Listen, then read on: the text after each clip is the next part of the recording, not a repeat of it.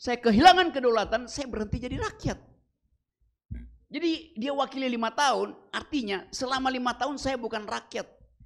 Karena identitas primer saya hilang. Bayangin ketololan anggota DPR. Yang dia wakili adalah kepentingan rakyat selama 5 tahun, bukan kedaulatannya. Tolol. Yang lagi heboh sekarang soal ijazah.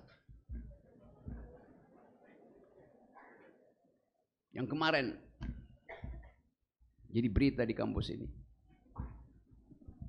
Roy Suryo CS, saya mulai dengan isu-isu publik dulu ya, sebelum saya lakukan deepening pendalaman konsep-konsep filosofinya, supaya ada konteks itu. Menuduh Jokowi berijazah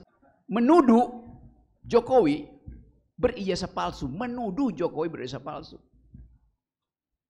Anak buah Jokowi menyerbu, tidak, dia punya ijazah asli. Kalian harus buktikan.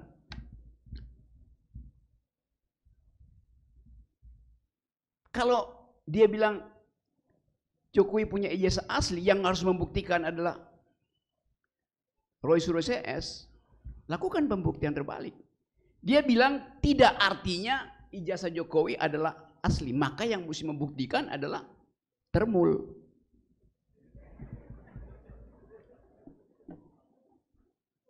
Rismon Tiva melakukan falsifikasi. Kan metodenya begitu. Tapi lebih dari itu, kepala negara digugat oleh warga negara, tidak ada delik di situ. Karena ini gugatan etis, bukan gugatan pidana. Lain kalau saya menggugat tetangga saya, itu pidana, karena saya mencemarkan nama baik dia tuh. Menuduh Jokowi berijazah palsu. Anak buah Jokowi menyerbu, tidak, dia punya ijazah asli. Kalian harus buktikan.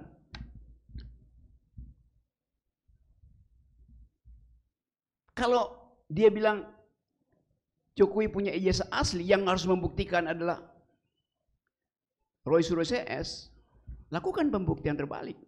Dia bilang tidak, artinya ijazah Jokowi adalah asli, maka yang mesti membuktikan adalah Termul.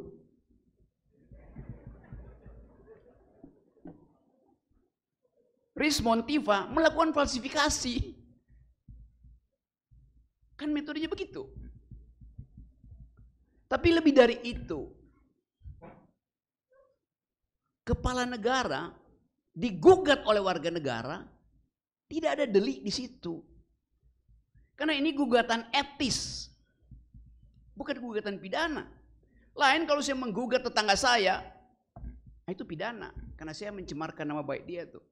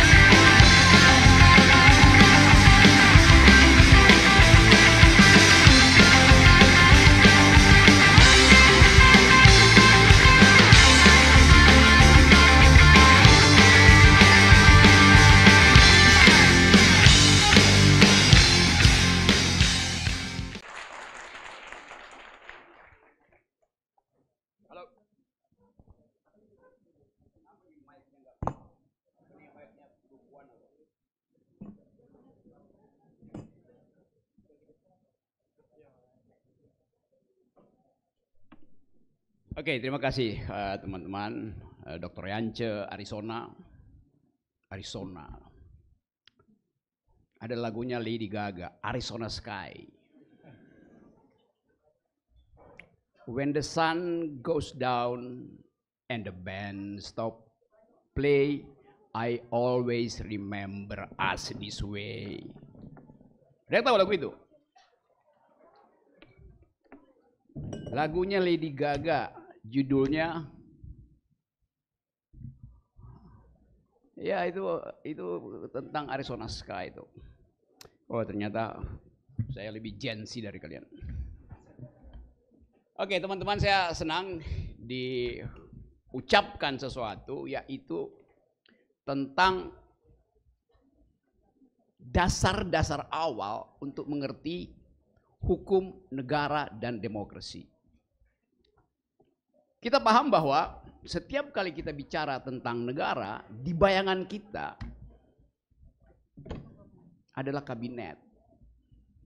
Setiap kali kita bicara tentang kabinet, di bayangan kita adalah produk yang kita sebut state policies itu. Tetapi justru dalam keadaan itu, kita kehilangan pengetahuan asal, origin knowledge dari apa sebetulnya konstruksi filosofi dari negara. Tadi saya lewat, sebelum tiba di gedung ini, sebelum fakultas hukum ada fakultas filsafat samping kita. Lalu di depannya ada taman. Apa namanya taman itu? Taman Kearifan. Bahasa Inggrisnya apa? Wisdom Park. Satu istilah yang kacau. Wisdom Park. Apa? Taman yang nggak ada wisdom di dalam taman. Mestinya Inggrisnya adalah Wisdom Garden. Baru dia ada makna tuh. Suatu waktu saya ada di Heidelberg di Jerman. Universitas paling tua di Eropa ada Heidelberg. Tahun 500 dibuat. Di depan universitas itu ada taman diberi nama Filosofiekweg. Taman tempat para jalan-jalan di situ tuh. Pasti ada. Mata kuliah filsafat itu sekedar dianggap sebagai mata kuliah. Bukan upaya untuk dari awal memberi pendasaran. Kita ada dalam kesulitan itu.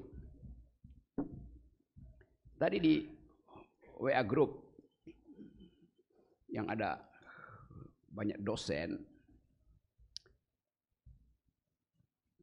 ada pertengkaran antara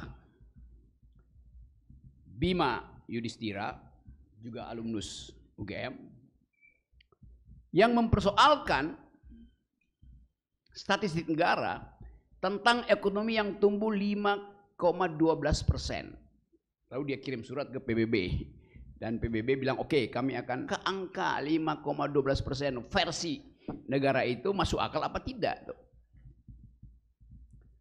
Lalu ada yang bantah bahwa ya memang masuk akal, datanya ABCD itu. Seolah-olah mengatakan bahwa Bima itu salah di dalam metodologi. Yang benar adalah BPS. Saya kasih komentar kecil di situ, saya bilang di dalam argumen yang anti pada Bima, ada orang yang menulis bahwa cara memverifikasi data itu adalah melalui statistik. Okay. Saya bilang Bima tidak melakukan verifikasi, Bima melakukan falsifikasi. Saya terangkan itu, saya quote sesuatu yang pernah diucapkan oleh Karl Popper. Nama-nama itu nanti kalian Google. Bahwa metode berpikir itu bukan hanya verifikasi, bahkan verifikasi itu tidak menumbuhkan pengetahuan.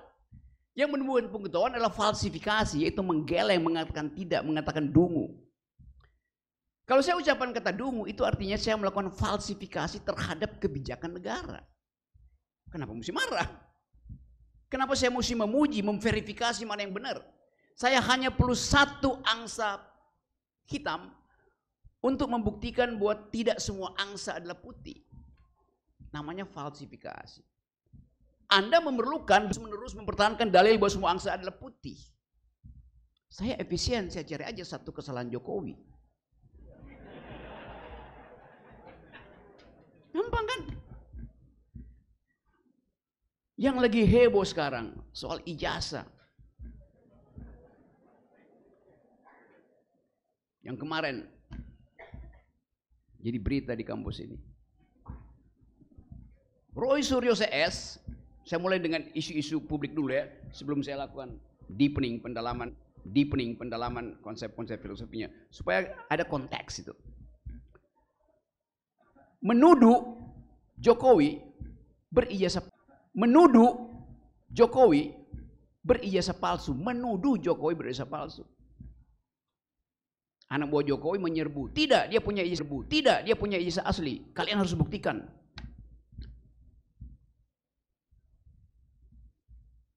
Kalau dia bilang Jokowi punya ijazah asli, yang harus membuktikan adalah Roy Suryo CS, lakukan pembuktian terbalik.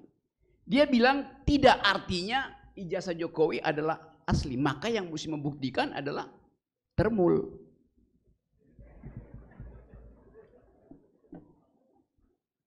Rismon Tiva melakukan falsifikasi. Kan metodenya begitu. Tapi lebih dari itu, kepala negara digugat oleh warga negara, tidak ada delik di situ. Karena ini gugatan etis, bukan gugatan pidana. Lain kalau saya menggugat tetangga saya, itu pidana, karena saya mencemarkan nama baik dia tuh. Maka saya mesti buktikan. Ini pertanyaan warga negara berbasis kuriositasnya, ingin memvalidasi ijazah kepala negara, bukan arah. Karena ijazah itu baru dipersoalkan ketika Presiden Jokowi mendaftarkan diri untuk jadi kepala negara. That's the logic. Warga negara bertanya, dijawab, bukan dipidanakan. Ngacok jalan pikirannya itu. Alias dungu. Jadi kita mau ulangi lagi cara kita memikirkan negara. Apakah negara itu objektif? Negara ada dalam posisi subjektif ketika dipersoalkan oleh warga negara. Tapi negara objektif kalau kita pakai filsafat Hegel. Tapi ketika negara dipersoalkan warga negara, hubungan negara dengan warga negara menjadi politis. Bukan lagi hubungan filosofis, hubungan politis. Karena kedaulatan ada di tangan warga negara, itu aja prinsipnya. Karena saya berdaulat, saya bisa persoalkan apa aja tentang negara dan kepala negara. Tapi beliau adalah bapak negara. Didalilkan terus. Bapak itu saya tidak pilih. Kepala negara saya pilih. Anda tidak memilih bapakmu. Jadi metafor itu, perbandingan itu juga sifatnya patriarkis. Sifatnya feodalistis. Dia adalah bapak, maka jangan dipersoalkan. Saya tidak mempersoalkan bapak saya bikin kejahatan, bikin kebaikan, dia tetap bapak saya. Dan tidak saya pilih. Presiden kita pilih setiap 5 tahun. Itu bedanya. Jadi mempersonifikasi. Dengan akibat kebapakan itu menjadi absolut. Itu namanya bagian dari feodalisme yang mesti dikikis di kampus itu. Bapak profesor, bapak dekan, bapak rektor. Gak ada berlaku di forum akademis hierarki feodalis. Mimbar ini disebut mimbar akademis, artinya setiap insan akademis, setiap sivitas akademis yang punya dalil berhak memakai mimbar ini dan dijamin kebebasannya. Ini mimbar bukan milik rektor, profesor, enggak. Mimbar semua orang yang punya dalil. Dan itu yang mesti kita latih melalui masuk UGM tuh. UGM apa UGM? Universitas Gajah Merah. Kita nggak ingin universitas jadi Universitas Gajah Merah. Jadi latihan itu kita awali di semester pertama. Angkat tangan, katakan tidak pada seorang dosen supaya terjadi dialektika. Bukan mangut-mangut. Menerima pelajaran artinya menggeleng. Guru besar bodoh, dosen tolol. Supaya terjadi dialektika. Jadi selama feodalisme itu masih di situ, tak mungkin kita membicarakan negara, hukum, dan demokrasi. Kita mesti hapus dulu itu. Karena kita bahkan gak ingin bertengkar soal negara, soal demokrasi itu. Karena basa-basi feodalisme tadi. Kalau Anda diundang untuk mengikuti promosi doktor, Anda di situ jadi penonton. Padahal setiap orang yang diundang di forum akademis berhak untuk menanyakan tesis yang sedang diucapkan oleh calon dokter. Bukan sekedar pembimbing atau penguji yang berhak di situ. Suatu waktu di Universitas Indonesia saya diundang menyaksikan promosi seorang doktor. Terjadi perdebatan antara promovenda perempuan pada waktu itu dan pengujinya. Saya intervensi, saya bilang, saya mau bicara. Penguji salah memakai konsep. Ditegur saya oleh pimpinan sidang. Anda undangan, Anda bukan penguji. Saudara Rocky Gerung tidak boleh bicara. Loh, saya diundang di situ di forum akademis.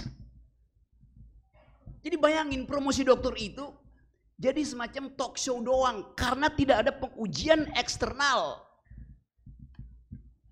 Logikanya setiap orang yang diundang di promosi doktor, dia berhak untuk mempersoalkan tesis disertasi itu. Etikanya begitu. Masa Anda diundang di situ hanya untuk melihat seseorang dikasih toga? Apa enggak sinting? Ini forum akademis.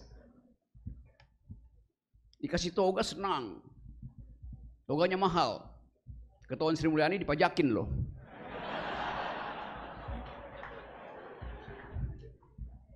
Kan itu poin kita tuh.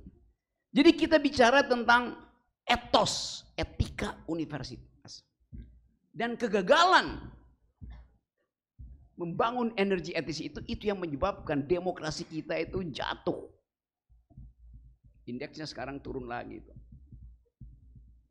Tapi orang akan bilang, selama Presiden Jokowi, demokrasi dipelihara. Bahkan Jokowi dianggap bapak demokrasi. Kalau kita usut sebetulnya, Presiden Jokowi datang ketika Indonesia sudah demokrasi. Demokrasi kita ada sejak 98. Siapa yang bikin itu? Bukan Jokowi. Bukan SBY. Bukan Megawati. Mahasiswa yang bikin itu. Jadi Pak Jokowi tiba ketika Indonesia sudah demokrasi. Ketika negara ini sudah demokrasi. Dia tidak mungkin dia yang membangun demokrasi. Bahkan dia merusak demokrasi. Melalui problem di Mahkamah Konstitusi. Dengan mengajukan anak kecil menjadi wakil presiden. Saya akan dalilkan itu.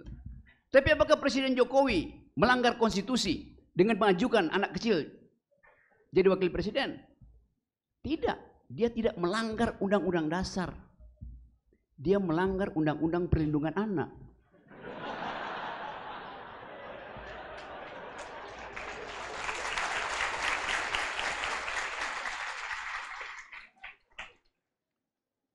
Karena anak kecil mesti tinggal di rumah. Nggak boleh ikut sidang kabinet. Jadi coba digugat itu. Nah kita, oke, saya masuk dulu pada hal yang lebih tematis. Filosofi negara dan demokrasi itu. Negara kita bayangkan sebagai objek yang tidak kita kuasai. Demokrasi adalah objek yang kita kuasai. Karena kita hidupkan itu setiap hari. Kita nggak tahu yang disebut negara itu apa, apalagi negara Indonesia. yang statusnya selalu in the making, ongoing. Yang nationnya itu disebut oleh Ben Anderson sebagai the imagined society. Tapi demokrasi kita kendalikan. Coba saya pakai sedikit teori Hegel ya. Hegel membedakan antara sesuatu yang kita sebut objek yang kita kendalikan, artinya objek di dalam pikiran kita. Dan objek yang tidak mampu kita kendalikan karena dia ada sejarah objektif absolut. Bahasa Inggris tidak punya kemampuan seperti orang Jerman membedakan antara objek O B J E K T tulisannya dan objek yang dikendalikan oleh pikiran. Artinya ada subjek yang mengendalikan objek itu. Namanya Gegenstand. Jadi ada objek yang dikendalikan oleh pikiran, karena itu subjek mengendalikan objek. Dia disebut objek karena aktivitas subjek. Tapi ada objek yang tidak bisa dikendalikan oleh subjek. The thing in it, angsa.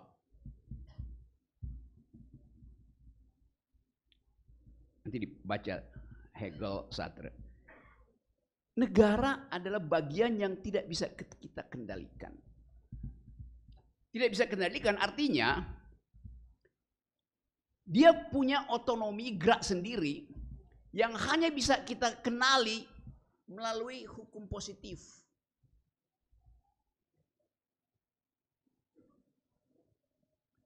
Sebaliknya demokrasi bagian dari subjektivisme kita untuk mencegah kekuasaan menjadi absolut. Karena itu kita harus kendalikan lewat pemilu, lewat oposisi, lewat forum akademis.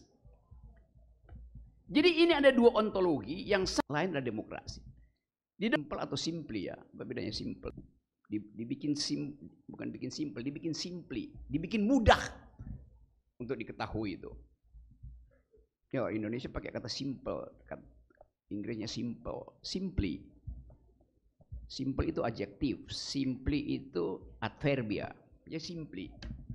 Dibikin lebih mudah untuk dikenali beda antara negara dan demokrasi. Hukum tata negara bekerja ketika negara dalam keadaan statis. Karena itu dia dikenali melalui hukum tata negara. Negara dikenali melalui hukum tata negara ketika negara ada dalam keadaan statis. Ketika negara ada dalam keadaan dinamis, dia dimengerti melalui ilmu politik. Kira-kira itu bedanya antara ilmu hukum dan ilmu politik. Tapi ada pertanyaan kontemporer, apakah negara betul-betul selalu dalam keadaan inersia, keadaan statis itu? Kritik pertama datang dari Karl Marx. Tidak, negara itu adalah organisasi, bahkan disebut sebagai komite dari modal, dari kapital. Negara itu cuman panitia dari kapitalisme untuk menjalankan keinginan kapitalisme. Jadi kita ada dalam perdebatan itu. Nanti kita akan tanya apakah negara di Indonesia itu ada dalam pengertian yang otentik tadi. Kalau kata rakyat misalnya, kita sebut rakyat. Seolah-olah itu terjemahan dari people, citoyen. Kata rakyat Indonesia teridentifikasi sebagai orang miskin, orang bodoh. Rakyat artinya penerima BLT. Itu psikologi di kita. Kata rakyat pada orang Prancis lain, rakyat artinya yang memenggal kepala raja. Di 1789 yang menyerbu Bastille. Jadi pengalaman historis kita tentang negara beda dengan pengalaman historis Prancis, beda dengan pengalaman historis Amerika. Di Amerika tidak ada state. Yang ada adalah administration. Yang kita sebut negara Amerika. Tetapi konsep negara di Amerika itu beda sama sekali dengan konsep negara di kita yang di dalamnya terkandung elemen feodalisme. Beda dengan konsep negara di Prancis yang dihasilkan melalui revolusi. Indonesia tidak pernah mengalami revolusi sosial. Prancis mengalami revolusi sosial. Amerika tidak mengalami revolusi sosial. Jadi negara dalam pengertian kita selalu ada di dalam konsep in the making. Orang Prancis sudah selesai dengan konsep negara. Negara akhirnya dihasilkan kembali melalui revolusi Prancis. Ketika Raja Louis XVI mendalilkan bahwa mahkota dia itu bukan dari rakyat. Karena itu tidak mungkin dicopot oleh rakyat. Lalu diuji oleh rakyat Prancis. Oke, kalau mahkotamu tidak bisa dicopot, artinya kepalamu juga tidak bisa dicopot dari badanmu. Maka digiringlah Louis itu ke Paris di satu pagi Milan, bulan Juli. Diserongkan ke pisau gilotin dalam hitungan detik. Kepala Raja Louis terpisah dari badannya. Fraternity, persaudaraan. Kita punya Pancasila yang secara naratif juga di situ. Tetapi pengalaman historis kita tidak begitu. Kecuali minggu depan ada keputusan pengadilan untuk menggantung bekas raja di Monas. Karena walaupun beliau bukan lagi raja, tapi kejahatan dia masih menetap. Kita mau coba bayangkan pengertian negara itu di dalam kondisi bergerak karena ada problem-problem ekonomi. Jadi istilah negara bagi Indonesia punya historicity sendiri. Punya genealogi sendiri. Karena kita tidak pernah mendirikan negara melalui prinsip-prinsip seperti yang terjadi di Prancis. Itu revolusi sosial. Kita hanya mengalami revolusi kemerdekaan. Ini juga semacam defect di dalam mental publik kita. Karena tanpa revolusi sosial, feodalisme itu tetap tumbuh.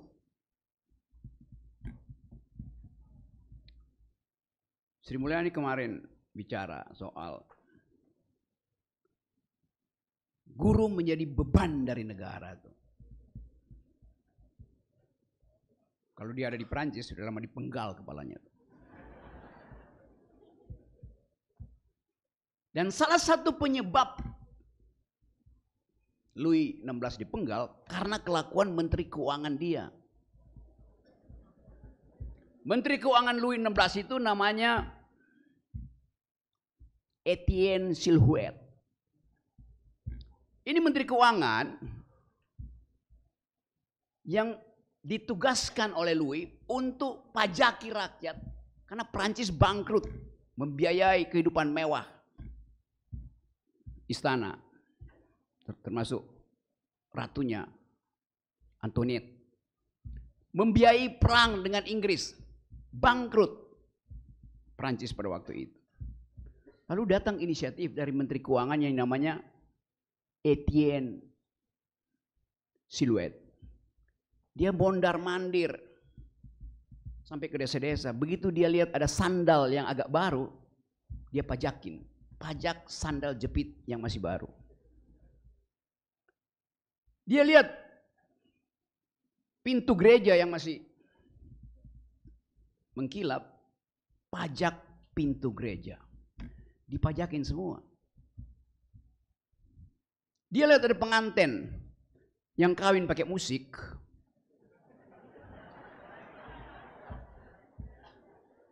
Pengantinnya dipajakin karena tahu akan dapat hadiah, musiknya dipajakin, royalti. Itu dilakukan oleh Menteri Keuangan Louis yang namanya Etienne Silhouette. Saking keselnya rakyat Prancis, saking keselnya wartawan Prancis terhadap kelakuan Etienne Silhouette, setiap kali diberitakan wajahnya si Etienne Silhouette itu dibikin hitam putih aja. Dari situ istilah Silhouette dimulai. Karena kebencian. Dan kebencian itu akhirnya berakhir di 1789 di alun-alun kota Paris. Itu pemenggalan Louis XVI. Di dalam konsep yang saya terangkan tadi, apakah Sri Mulyani mengerti bahwa tugas negara di Indonesia, di negeri ini adalah mencerdaskan kehidupan bangsa. Oleh karena itu biaya pendidikan harus ditanggung negara. Lain di Amerika nggak ada tugas negara mencerdaskan kehidupan bangsa. Setiap anak Amerika umur 18 tahun, bapaknya bilang udah selesai, lu cari duit sendiri kalau mau belajar. Kan negaranya negara libertarian.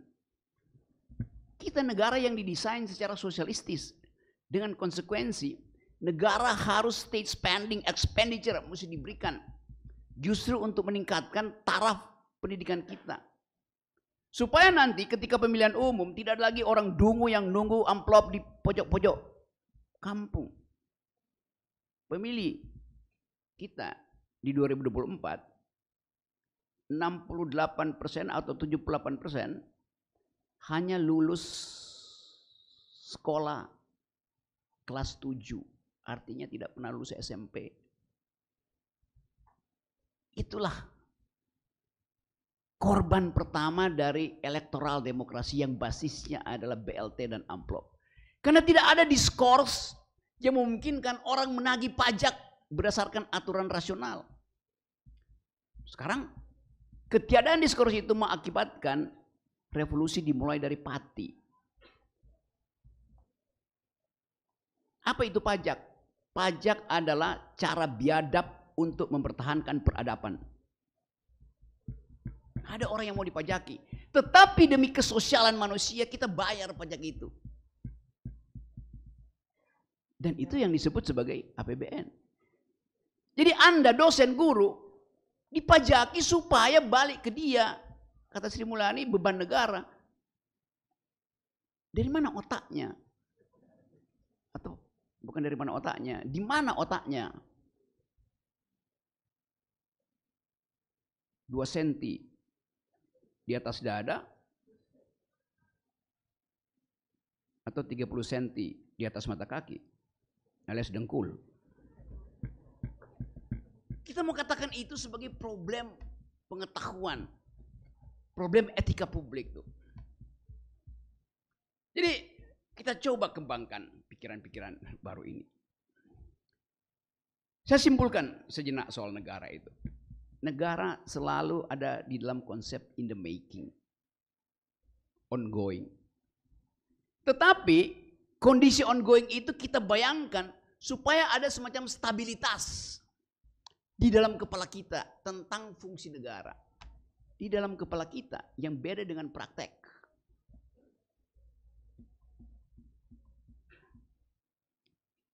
Nah, konsekuensi kalau kita tidak ucapkan bahwa negara yang kita sebut hari-hari ini harus dikaitkan dengan beroperasinya sistem demokrasi di dalam negara. Dan itu yang kita sebut sebagai kedaulatan rakyat. Ayat 2 pasal 1 konstitusi kita mengatakan kedaulatan ada di tangan rakyat. Selesai.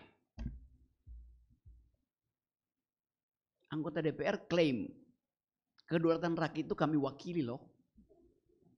Bagaimana mungkin kedaulatan itu diwakili? Istilahnya daulat tidak mungkin diwakili, tidak mungkin dikuantifikasi. Daulat itu absolut ada pada saya. Saya kehilangan kedaulatan, saya berhenti jadi rakyat. Jadi dia wakili 5 tahun, artinya selama 5 tahun saya bukan rakyat. Karena identitas primer saya hilang. Bayangin ketololan anggota DPR.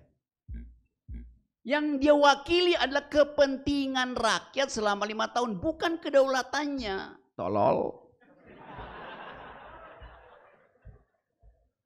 Ini standar. Jadi kita dari awal tidak memfilter anggota-anggota DPR ini. Dia kita pilih karena dia mengemis suara kita pada waktu itu. Begitu dia jadi anggota DPR, dia jadi tuan. Buat kita ketemu dia mesti daftar lewat asistennya, lewat staf ahlinya tuh. Lo pada waktu pemilu anggota DPR itu datang ke Jogja itu minta ngemis suara. Dia pengemis tadinya. Tiba-tiba jadi tuan. Dan mengklaim saya beri dia kedaulatan. dia wakili kedaulatan kami. Nggak ada. Tidak boleh kedaulatan itu, bahkan di ijon pun nggak akan saya berikan. Karena itu adalah identitas eksistensial dari warga negara. Jadi, kalau dia daulat, yang tidak berdaulat adalah negara. Itu konsekuensinya. Lain kalau dikatakan negeri ini berbasis pada kedaulatan negara. Boleh. Yang tidak berdaulat ya warga negara. Tapi begitu warga negara berdaulat, yang lain tidak boleh berdaulat. Gak mungkin kedaulatan itu dibagi. Negara mempertahankan kedaulatan secara teritorial dari serangan asing. Itu pengertiannya. Hanya demi keamanan teritorial, negara mengklaim kami negara yang berdaulat. Secara filosofi kacau keterangan itu. Kalau negara berdaulat, maka rakyat tidak berdaulat. Karena itu mesti diterangkan adverbianya. Daulat rakyat itu final, absolut. Daulat negara itu tergantung kondisi politik. Kalau ada serangan asing, maka kedutaan negara mesti buat apa? Ya buat melindungi kedaulatan rakyat. Sekuensi berpikirnya begitu. Standar. Tapi itu hanya bisa kita pahami kalau fakultas hukum betul-betul paham tentang teori hukum.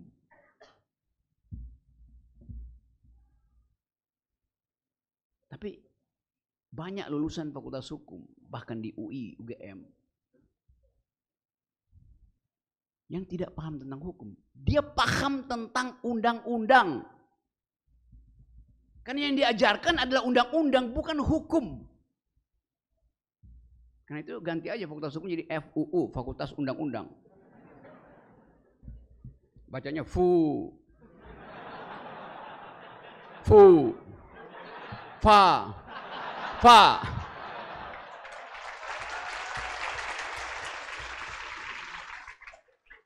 FU, FA. Fakultas Undang-Undang, fuck you.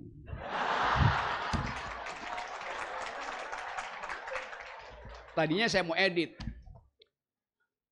tapi dosen kalian bilang nggak usah diedit, Rock. Kita balik pada hal yang jadi keresahan kita hari-hari ini. Arah negara. Komplikasi dari global politics, negara hanya menjadi aktor alternatif dibandingkan dengan civil society itu. Tapi justru dalam hari-hari ini kita baca banyak analisis bahwa the decline of the civilian value ada di mana-mana. Kembalinya sifat otoriter, potensi militeristik ada di semua tempat di pojok-pojok negara. Bahkan Amerika Serikat yang mengklaim diri sebagai avant-garde demokrasi masuk dalam jebakan itu. Jadi kita mulai membaca bahwa ada historicity yang mungkin sedang berulang.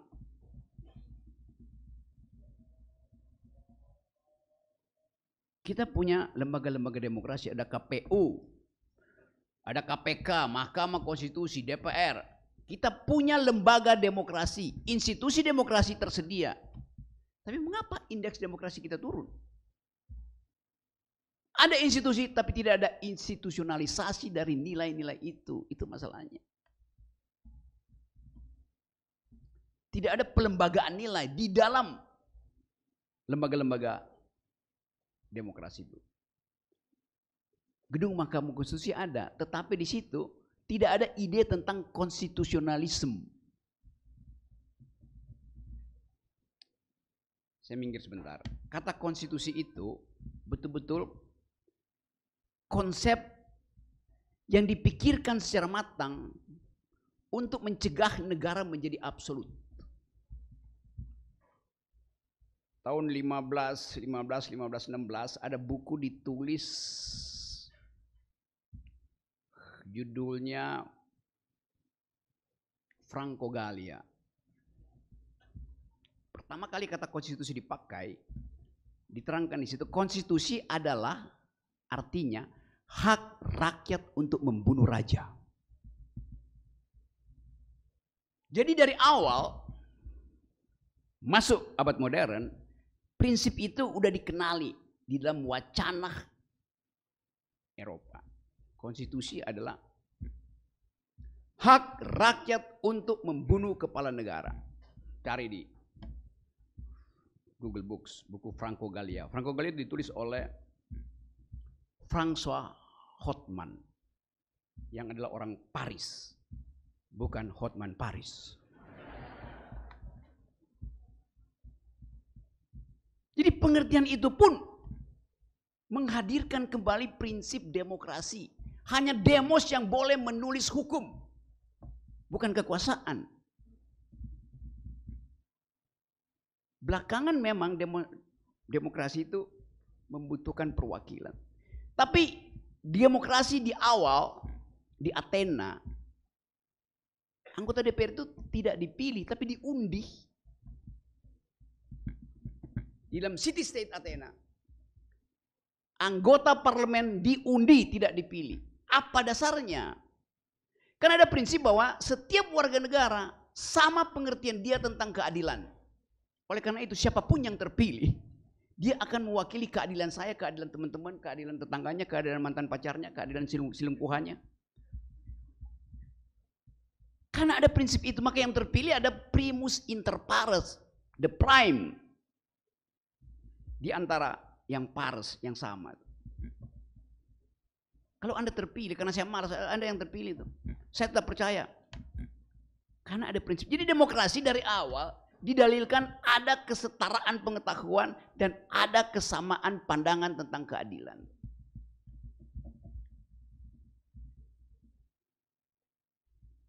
Original intent dari demokrasi adalah menghasilkan kesetaraan di dalam berargumentasi. Karena tadi dianggap setiap manusia dibekali dengan kemampuan untuk melihat fallacies, jebakan fallacies dalam logika. Nah itu yang kita inginkan ada di sini. 2% aja pengertian itu. Tetapi argumen di kita dibatalkan oleh keinginan untuk tidak mau melihat perbedaan. Padahal argumen disebut argumen kalau dia diucapkan dalam upaya untuk bertengkar. Anda punya argumen tapi tidak ada yang bantah, artinya Anda tidak ada argumen. Anda nulis disertasi, gak ada yang diskusikan, artinya Anda tidak pernah punya tesis, tidak punya dalil. Dalil disebut dalil kalau ada yang membantah dalilmu. Pikiran disebut pikiran kalau ada yang mengganggu pikiranmu. Kalau kau berpikir dan gak ada yang ganggu, itu artinya kau lagi berdoa. Gak ada orang yang mau ganggu orang berdoa. Tapi orang yang berpikir harus diganggu oleh orang yang berpikir. Jadi oposisi melekat di dalam sistem demokrasi karena pengertian bahwa argumen dibutuhkan dan kontra argumen bahkan lebih dibutuhkan. Itu. The more harder the conflict, the more glorious the result. Kata Thomas Paine yang memberi ide pada revolusi Amerika.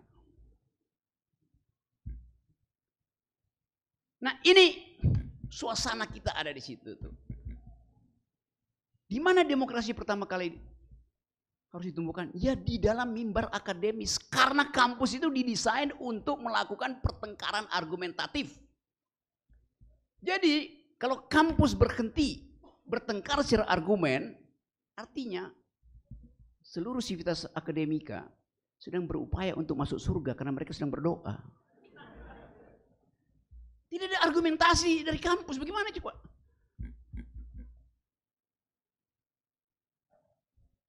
Keaslian politik dimulai dari kejujuran metodologi. Apa itu? Pertengkaran. Karena itu saya sering ingin bertengkar aja. Supaya dialektika maju. Didaktika dasarnya ada dialektika. Ini udah kepanjangan gua ngoceh ya. Oke, coba kita lihat. Yuk, oke, kita filosofi sekarang begitu banyak. Saya habis bicara dengan penerbit Gramedia. Buku filsafat banyak betul sekarang dijual. Terutama buku-buku tentang stoicism. Cara bertahan hidup. Itu juga gejala menarik. Kenapa anak muda Tidak membaca Karl Popper, tapi membaca Seneca. Membaca Epicurus. Karena mau cari penjelasan batiniah terhadap keadaan. Tidak membaca Hegel, tidak membaca Karl Marx. Jadi seolah-olah filosofi itu adalah bagian untuk menenangkan batin. Bukan, filosofi itu justru untuk membuat batin orang lain marah. Berfilsafat artinya berupaya untuk saling memarahi secara argumentatif. Tapi filsafat itu bukan apa yang bisa baca, saudara dengar dari dosen. Filsafat adalah metode. Maka lebih penting adalah belajar berpikir filosofis daripada belajar filsafat. Lebih penting belajar berpikir teoritis daripada belajar teori. Berpikir filosofis, berpikir teoritis membutuhkan lawan pikiran. Anda baca filsafat sampai pagi dan gak ada yang mau bertengkar dengan Anda, gak ada gunanya. Karena hanya dalam dialektika pikiran itu bisa dimaksimalkan. Jadi sekali lagi, saya terangkan tadi banyak hal yang tidak sejalan dengan pikiran umum. Tapi memang hanya itu yang bisa kita ucapkan. Supaya yang umum itu tahu diri bahwa Anda umum dan pengetahuan umummu dangkal. Saya mau teman-teman dari awal kuliah di UGM pastikan bahwa pikiran itu didesain untuk bertengkar. Dan kalau ada orang yang bilang kuliah Rocky Gerung pakai filsafat, filsafat itu menyesatkan. Betul, saya jaminkan Anda belajar filsafat, Anda akan tersesat di jalan yang benar. Terima kasih.